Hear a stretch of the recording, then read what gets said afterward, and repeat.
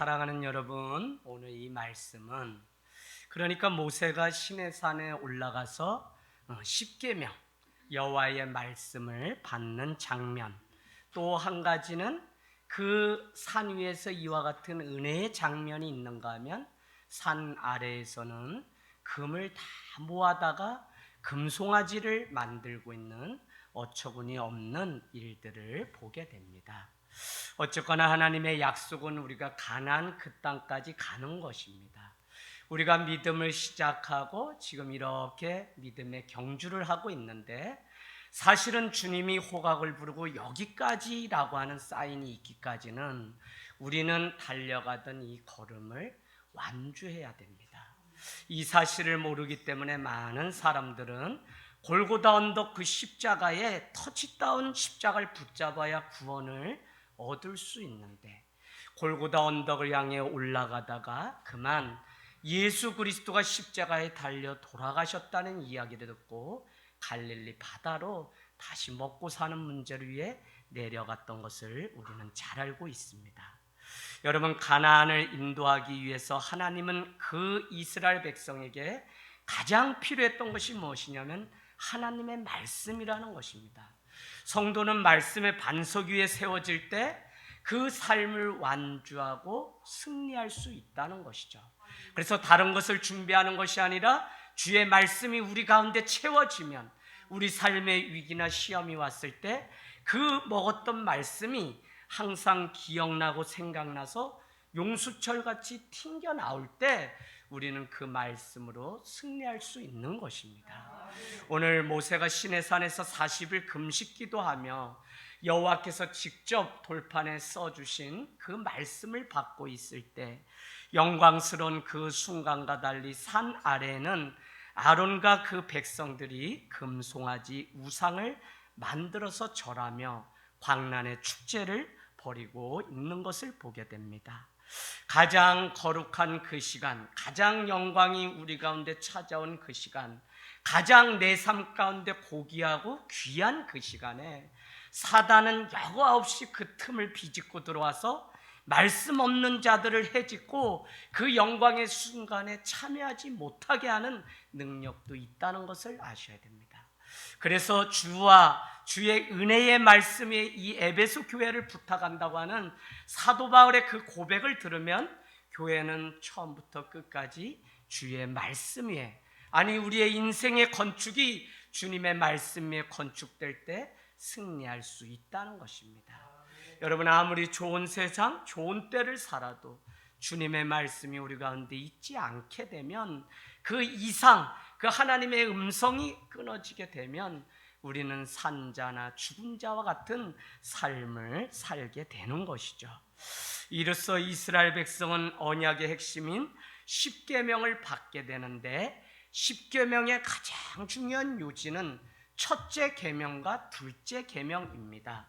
그것은 다른 것이 아니라 하나님 아닌 다른 신과 우상을 하나님 자리에 두면 언약 백성의 자격을 상실하게 된다는 것입니다.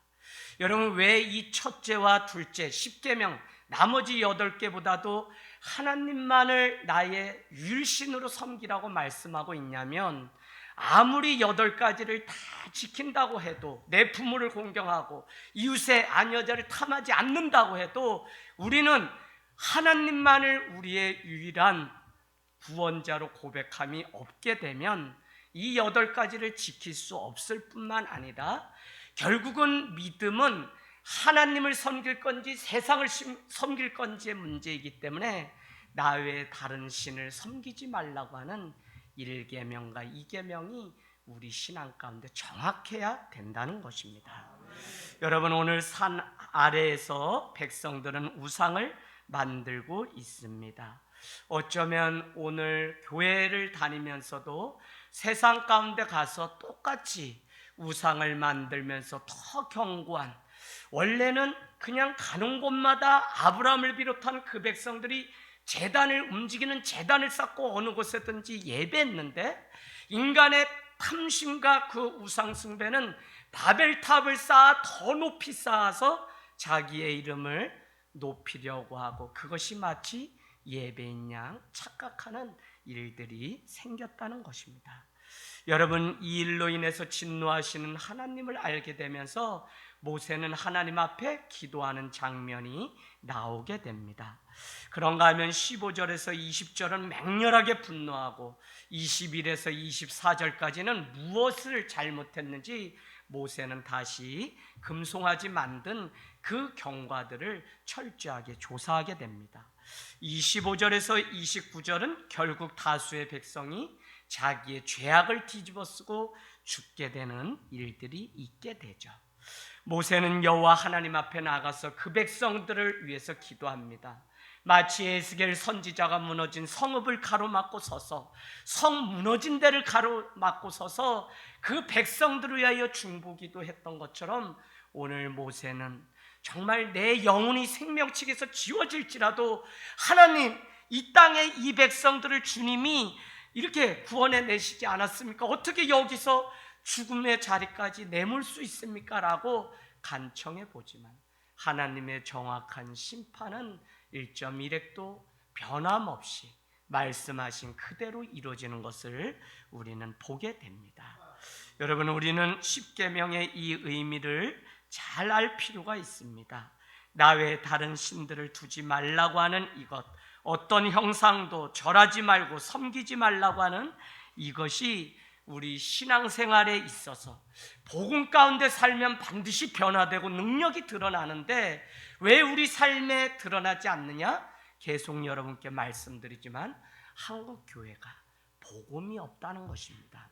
복음하지만 복음과 우상 숭배를 구분하지 못하기 때문에 여전히 우리는 복음을 듣고 말씀 가운데 오늘도 이렇게 모였지만 여전히 저 아래 내려가면 금송아지를 만들면서 우상, 그래서 우리는 내가 어떤 것을 추구하느냐가 우리의 삶의 방향이고 목적인데 그 사람이 돈을 추구하고 명예를 추구하고 자기의 인정을 추구한다면 그에게 복음이 복음되지 않고 자기가 추구하는 그것이 결국은 우상이라는 것입니다.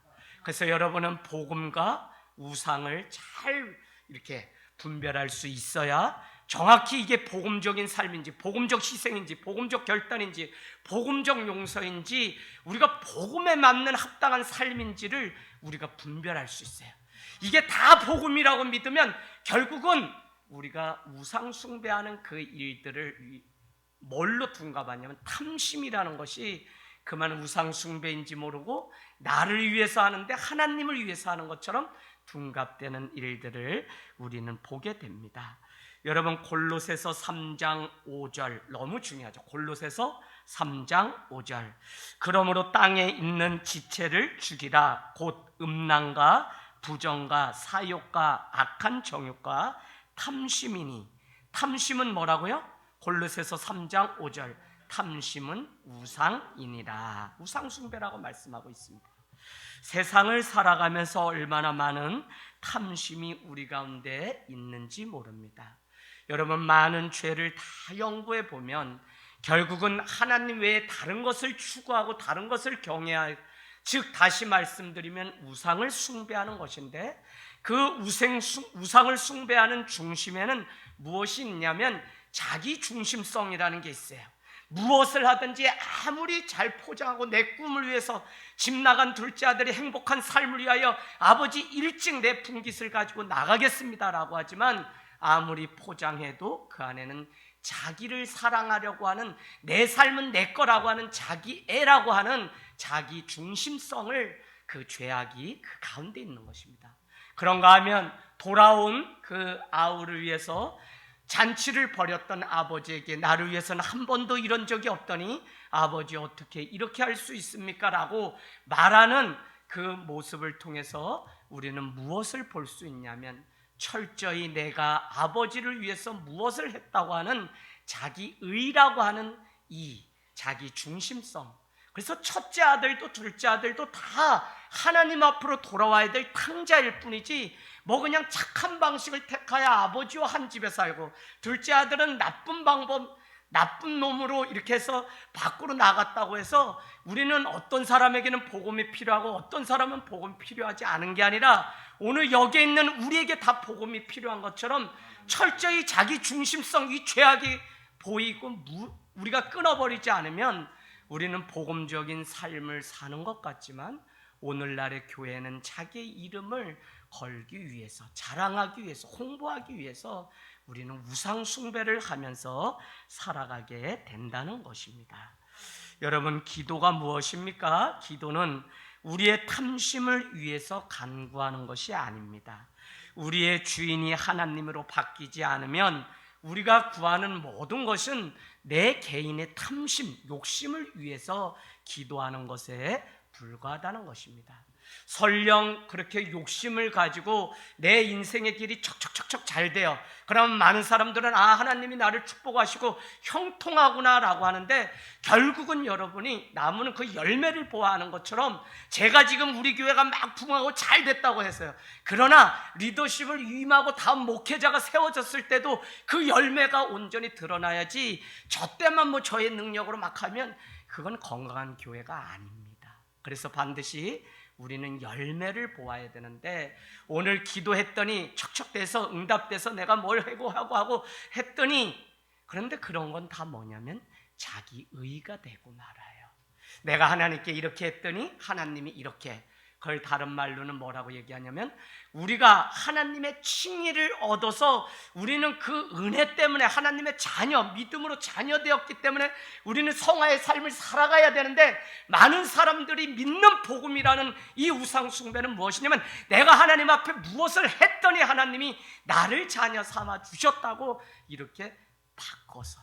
그래서 여러분, 우리가 이걸 잘 구분하지 않으면 내가 하나님 앞에 순종했더니 하나님이 나를 사랑했다, 결국은 주어가 누구냐면 우리 자신이 돼요. 이것은 제가 복음이 아니라 율법적이고 우상숭배라고 말씀드렸습니다. 하나님이 나를 사랑하신 은혜가 너무 크기 때문에 나는 주님 앞에 순종하지 않을 수 없었고 100세에 얻은 아들을 드리지 않을 수 없었습니다라는 고백이 복음적인 고백인데, 우리는 이 두 가지가 막 혼선이 되어서 그러다 보면 결국은 세상 말로 내 팔뚝이 굵어가지고 여기까지 살게 됐다, 이렇게. 편무선 집사님 맞아요, 안 맞아요? 가만히 보면 그러죠. 그래서 하나님이 지금도 여기 주머니에 뭐 갖고 다니냐면 바늘을 갖고 다녀요.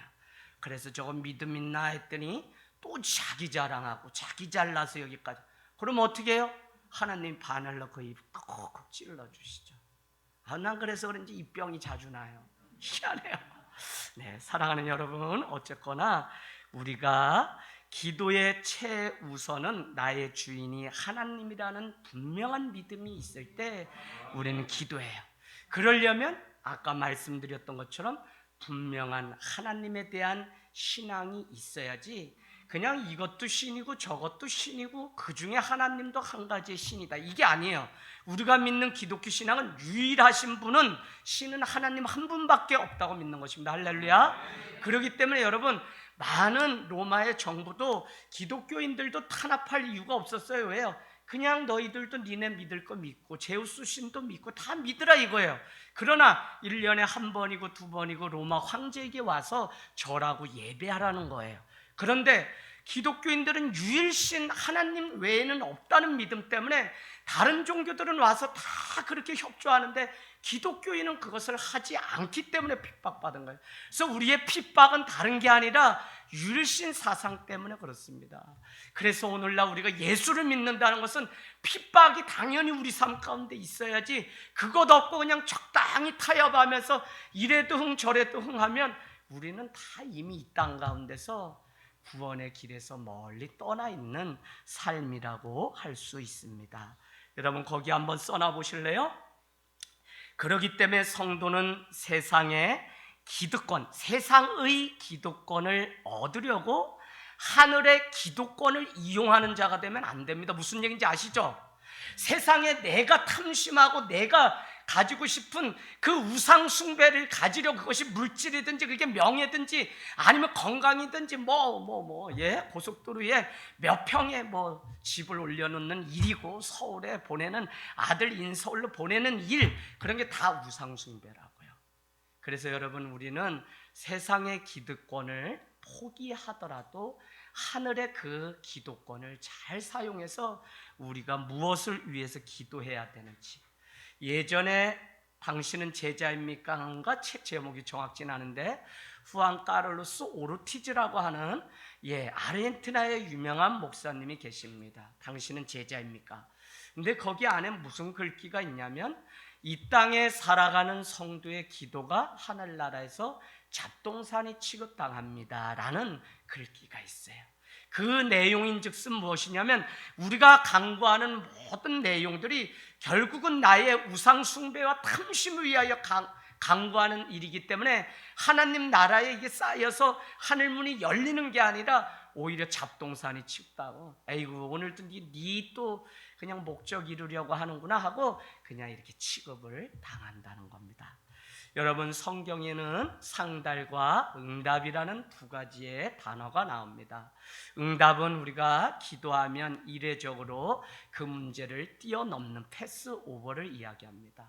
그러나 상달, 모세가 하나님께 부르짖었더니 하나님이 들으시고 그 백성을 고역 가운데서 건져내셨다고 하는 출애굽기와 같은 이런 말씀은, 고넬류가 굳이 하는 일과 남을 돕고 하는 그 일들, 자기의 백성들을 불쌍히 여기며 할 때 하나님께 기도했더니 상달되었다고 하는 그 상달은 같은 기도 제목을 가지고 날마다 그 자리를 떠나지 않고 끈질기게 기도했더니 이 기도가 쌓이고 쌓여서 하늘문이 열릴 수밖에 없는 그것을 우리는 상달이라고 이야기하고요.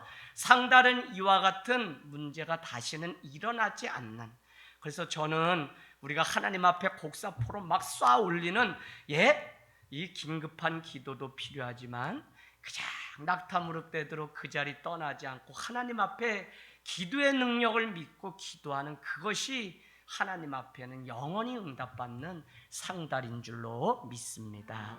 내 속에 진짜 우상이 무엇인지를 볼 때 우리는 온전한 기도를 하나님 앞에 드릴 수 있습니다. 이것이 되지 않기 때문에 이스라엘 백성은 가나안을 목전에 두고도 하나님의 축복을 다 누리지 못했던 것을 보게 됩니다.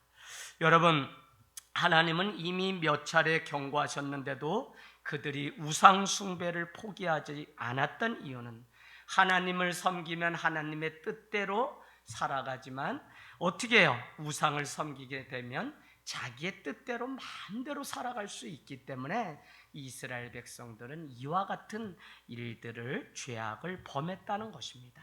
그래서 자기를 위하여 우상을 섬긴 일들을 우리는 너무 잘 알고 있습니다. 인생의 주도권이 하나님이기 때문에 하나님이 기뻐하시는 일을 우리도 기뻐하고, 하나님이 하지 않기를 원하시는 일은 하지 않아야 되는데, 우상 숭배와 하나님 섬김을 구분하지 못하게 되니까, 여러분, 우리가 로마서 1장 24절 25절 여러분 분명한 개념이 뭐였죠?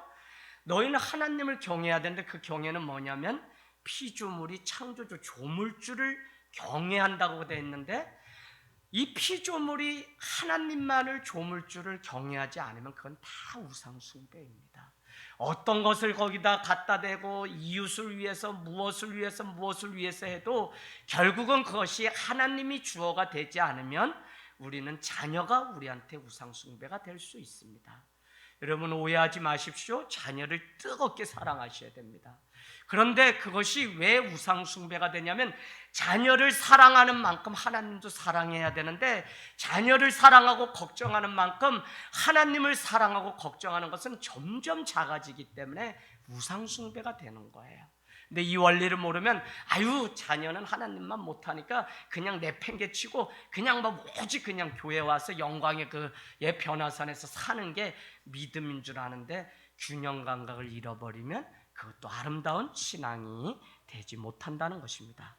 오늘 하나님 앞에 은혜를 누리고 있는, 멀리 갈 수 있는 그 걸음을 위해서 준비하냐고 하나님의 말씀을 받고 있는 때에, 저 아래 산 아래에서는 우상을 위해서 이스라엘 백성들이 금고리를 이렇게 가져다가 아론 앞에 놓으니까 그걸 다 조물에 이렇게 부어가지고 칼로 금송아지 형상을 만들어서 뭐라고 얘기하냐면 이스라엘아, 이는 너희를 애굽 땅에서 인도하여 낸 너희의 신인이라 라고 우상 숭배할 것을 아론이 권했다는 것입니다. 여러분, 우상 숭배는 다른 것이 아니라 이미 마음이 부패한 것이 우상 숭배입니다. 하나님은 무릇 지킬 만한 것보다 내 마음을 지키라고 하는데 그 말씀 무엇이냐면 이 마음은 토마스 켈리가 이야기하기를 우리의 마음은 하나님을 예배하는 가장 깊은 소우주, 하나님이 거하시는 지성소다라고 하는 유명한 말을 했는데, 하나님이 머무시는 이 지성소에 우상이 가득해요. 부패했기 때문에 그렇습니다. 그래서 누구든지 이 마음을 지킬 때 그 안에 생명이 있다고 말씀하고 있는 것입니다. 지금 우리는 주님만 바라보고 가나안 행전을 계속적으로 써가야 됩니다. 개인적으로 하나님 앞에 기도하면서 2001년 9.11 테러가 일어났습니다. 저는 9월 15일 날 결혼하고 그 일로 인해서 사람들이 여행사업들이 올수덥이 됐어요. 죽을지 모르니까. 저는 그 틈을 이용해서 값이 떨어졌다고 해서 인도네시아와 싱가포르, 물론 얼굴이 까맣고 5시 이후에는 손들어도 버스가 안 쓰다 보니까 대한민국에서 왔는데 저를 무시하더라고요. 그래서 아내는 인도네시아에서 싱가포르로 넘어가는 그 유람선을 탔는데 어머, 세관원이 저를 붙들고 돈을 요구하면서 부부다 나도 가야 된다. 배는 막 떠나는데 제가 거기서 조선팔도 욕을 막 했더니 얼마나 무서운지 저를 돈 받지 않고 해서 떠나는 배로 올라타서 우리 거기서 결혼 신혼여행 갔다 생이별할 뻔했어요. 그렇게 했는데 하여간 그 일을 통해서 월가에 미국에 정말 부를 자랑하고 했던 그곳이 하루아침에 돈이 아무것도 아니라는 사실을 알게 되었습니다. 그동안 돈이 우상이었던 이 인류의 한 획을 그은 것입니다. 저는 코로나19를 통해서 사람이 참 얼마나 연약한지, 의학도 믿고 과학도 믿었는데 이것조차도 아무것도 아니고, 빨리 좀 백신 좀 만들어 주시고요. 대통령님, 제발 치료제 좀 만들어 주세요. 잠을 잘 수가 없어요. 그러나 그것도 언제 만들어질지 모른다고 하니까 참 사람이 이렇게 우리의 지식과 우리의 능력을 자랑하면서 사람의 힘으로 이루지 못할 게 없다고 생각했는데 그것조차도 우상 숭배였다는 생각이 여과 없이 다 드러나게 됩니다. 1997년 IMF가 오면서 또 쌓아 올렸던 근접탑이 다 무너져서 아무것도 아니었던, 계속적으로 하나님이 우리를 향해 가까이 오고 계심을 아는 그것은 무엇이냐면 우상 숭배를 끊어버리지 않으면 우리는 연약한 인간의 탈을 뒤집어 쓰고 그대로 죽을 수밖에 없는 존재가 바로 사람이라니까요. 그래서 성경은 계속적으로 많은 자연재해들을 우리에게 보여주는데 그 자연재해 앞에 얼마나 두려워서 떨었던지 모릅니다. 요나가 그랬고 제자들이 그랬습니다. 그러나 그 자연보다 더 능하신 분이 하나님이라는 사실을 여과 없이 우리에게 보여주었다는 것입니다. 여러분, 기도하는 자가 끝까지 승리합니다.